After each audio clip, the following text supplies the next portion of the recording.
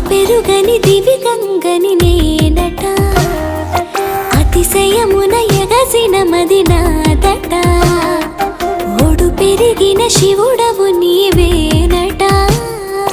జడముడులతో నిలుపదనను